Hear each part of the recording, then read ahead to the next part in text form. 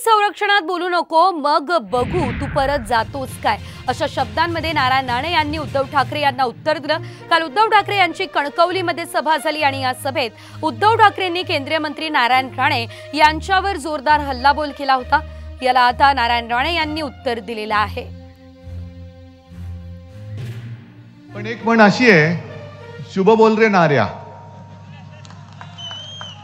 आता मी येतो म्हटल्यानंतर कसे येतात बघतो, मी येऊन उभा आहे, परत कसे जातात बघतो। तू आडवा येच, तुला गाडूनच पुढे जातो, आडवाच आहे तू।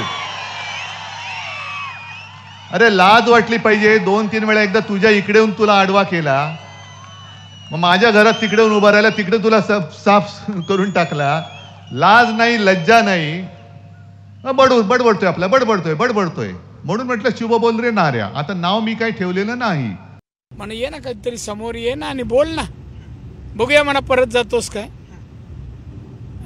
म्हणा प्रोटेक्शन वगैरे घेऊन बडबड करतो आणि तुझी ताकद किती, 5 खासदार आहेत या निवडणुकीनंतर, 5 का एकही येणार नाही, त्यामुळे बडबड कर, बंद कर। ठाकरेपेक्षा शिवसेनेत मराठी माणसासाठी, हिंदुत्वासाठी खरं काम राज ठाकरेंनी केलंय।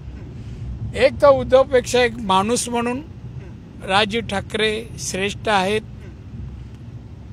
त्यांच्यात माणुसकी आहे, मैत्री केली तर टिकवतात, राखतात।